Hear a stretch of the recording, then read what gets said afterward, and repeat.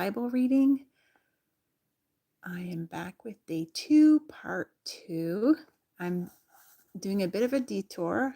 I went a bit too far in Genesis to do this in chronological order, which is what I wanted to do. I went a little too far. So taking a detour to Job to keep this in the order of events rather than in the order that it appears in the Bible. So I'm going to be reading Job 1 through 5 today.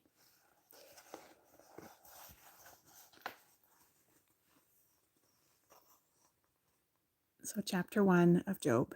There was a man in the land of Uz whose name was Job, and that man was blameless and upright, one who feared God and turned away from evil.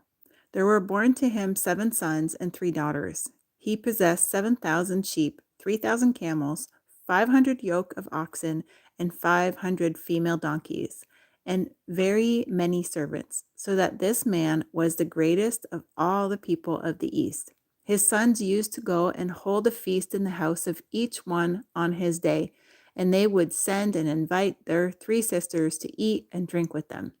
And when the days of the feast had run their course, Job would send and consecrate them, and he would rise early in the morning and offer burnt offerings, according to the number of them all.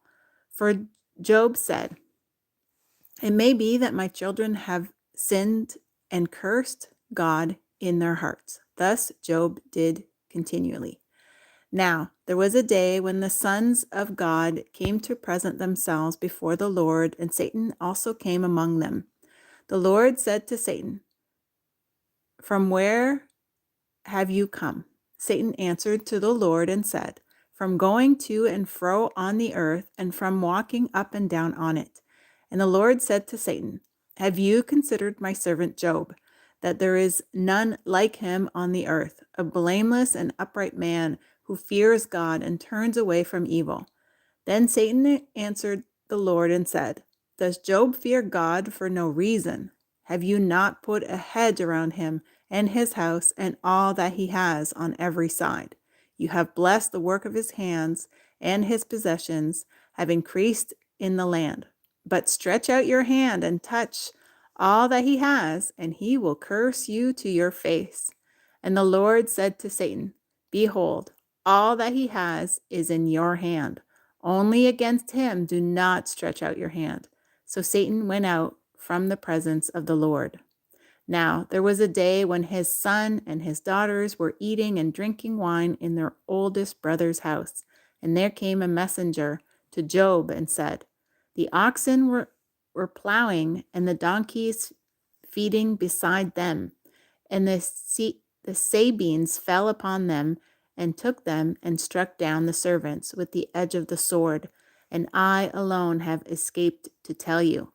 While he was yet speaking, there came another and said, "The fire of God fell from heaven and burned up the sheep and the servants and consumed them, and I alone have escaped to tell you." While he was yet speaking, there came another and said, "The Chaldeans formed 3 groups and made a raid on the camels and took them and struck down the servants with the edge of the sword, and I alone have escaped to tell you." While he was yet speaking, there came another and said, "Your sons and daughters were eating and drinking wine in their oldest brother's house. And behold, a great wind came across the wilderness and struck the 4 corners of the house, and it fell upon the young people, and they are dead. And I alone have escaped to tell you." Then Job arose and tore his robe and shaved his head and fell on the ground and worshipped. And he said, "Naked I came from my mother's womb, and naked shall I return. The Lord gave, and the Lord has taken away. Blessed be the name of the Lord." In all this, Job did not sin or charge God with wrong. Job chapter 2. Again, there was a day when the sons of God came to present themselves before the Lord, and Satan also came among them to present himself before the Lord. And the Lord said to Satan, "From where have you come?" Satan answered the Lord and said, from going to and fro on the earth, and from walking up and down on it. And the Lord said to Satan, Have you considered my servant Job, that there is none like him on the earth, a blameless and upright man who fears God and turns away from evil? He still holds fast his integrity, although you incited me against him to destroy him without reason. Then Satan answered the Lord and said, Skin for skin, all that a man has he will give for his life. But stretch out your hand and touch his bone and his flesh, and he will curse you to your face. And the Lord said to Satan, Behold, he is in your hand, only spare his life. So Satan went out from the presence of the Lord and struck Job with loathsome sores from the sole of his foot to the crown of his head. And he took a piece of broken pottery with which to scrape himself while he sat in the ashes. Then his wife said to him, Do you still hold fast your integrity? Curse God and die. But he said to her, You speak as one of the foolish women who would speak. Shall we receive good from God, and shall we not receive evil? In all this Job did not sin with his lips. Now, when Job's 3 friends heard of all this evil that had come upon him, they came each from his own place. Eliphaz the Temanite, Bildad the Shuhite, and Zophar the Naamathite. They made an appointment together to come to show him sympathy and comfort him. And when they saw him from a distance, they did not recognize him. And they raised their voices and wept, and they tore their robes and sprinkled dust on their heads towards heaven. And they sat with him on the ground 7 days and 7 nights, and no one spoke a word to him, for they saw that his suffering was very great.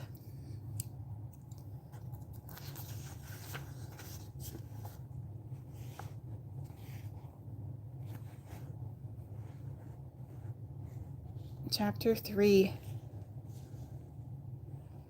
of Job.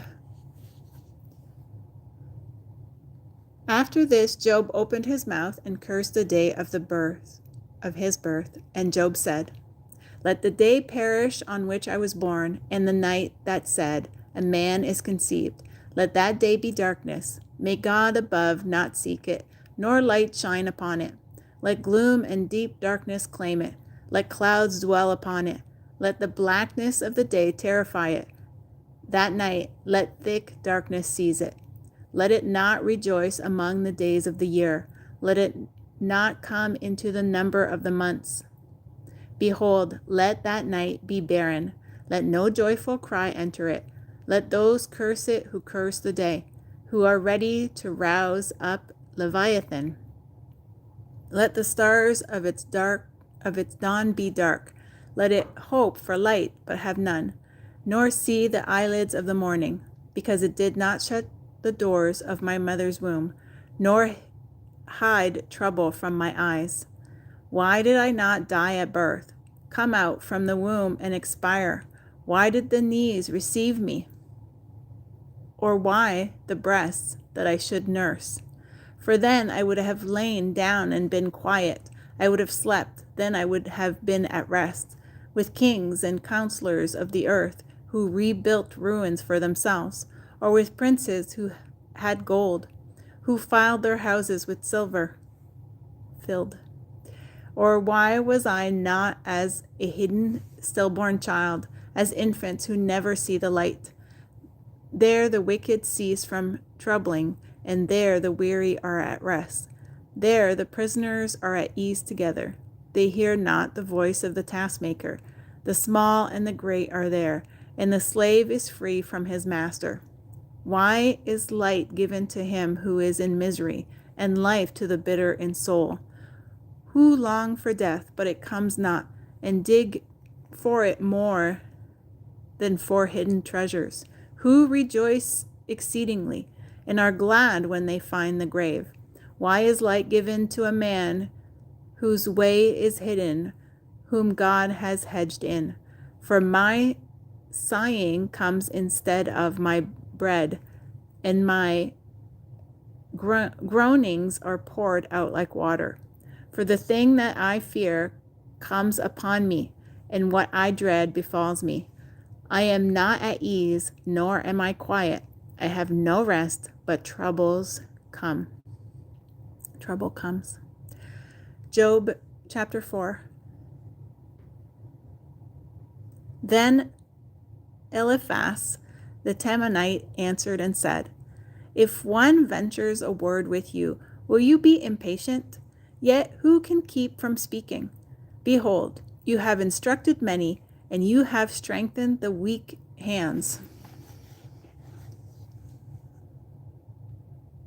Your words have upheld him who was stumbling, and you have made firm the feeble knees. But now it has come to you, and you are impatient. It touches you, and you are dismayed. Is not your fear of God your confidence, and the integrity of your ways your hope? Remember, who that was innocent ever perished, or where were the upright cut off? As I have seen, those who plow iniquity and sow trouble reap the same. By the breath of God they perish, and by the blast of his anger they are consumed. The roar of the lion, the voice of the fierce lion, the teeth of the young lions are broken. The strong lion perishes for lack of prey, and the cubs of the lioness are scattered. Now, a word was brought to me stealthily, my ear received the whisper of it. Amid thoughts from visions of the night, when deep sleep falls on men, dread came upon me, and trembling which made all my bones shake. A spirit glided past my face. The hair of my flesh stood up. It stood still, but I could not discern its appearance. A form was before my eyes. There was silence. Then I heard a voice. Can mortal man be in the right before God? Can a man be pure before his Maker? Even in his servants he puts no trust, and his angels he charges with error. How much more those who dwell in houses of clay, whose foundation is in the dust, who are crushed like the moth. Between morning and evening they are beaten to pieces. They perish forever without anyone regarding it. Is not their tent cord plucked up within them? Do they not die, and that without wisdom? Job chapter 5. Call now. Is there anyone who will answer you? To which of the holy ones will you turn? Surely vexation kills the fool, and jealousy slays the simple.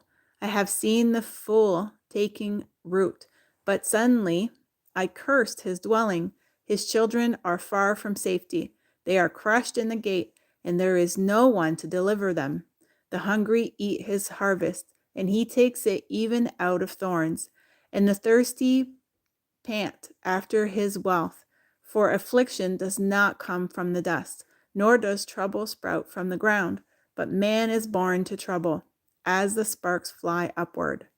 As for me, I would seek God, and to God would I commit my cause, who does great things and unsearchable, marvelous things without number.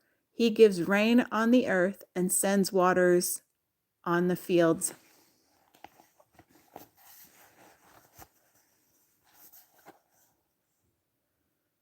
He sets on high those who are lowly, and those who mourn are lifted to safety. He frustrates the devices of the crafty, so that their hands achieve no success. He catches the wise in their own craftiness, and the schemes of the wily are brought to a quick end. They meet with darkness in the daytime, and grope at noonday as in the night. But he saves the needy from the sword of their mouth, and from the hand of the mighty. So the poor have hope, and injustice shuts her mouth. Behold, blessed is the one whom God reproves. Therefore, despise not the discipline of the Almighty, for he wounds, but he binds up. He shatters, but his hands heal. He will deliver you from 6 troubles. In 7, no evil shall touch you.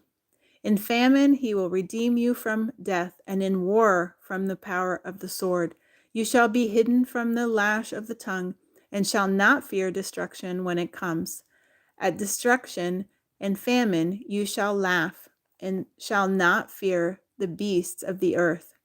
For you shall be in league with the stones of the field, and the beasts of the field shall be at peace with you. You shall know that your tent is at peace, and you shall respect your fold and miss nothing. You shall know also that your offspring shall be many, and your descendants as the grass of the earth. You shall come to your grave in ripe old age, like a sheaf gathered up in its season. Behold, this we have searched out. It is true. Hear and know it is it for your good. That's the end of Job, chapters 1 through 5, which is day 2, part 2. See you in the next one.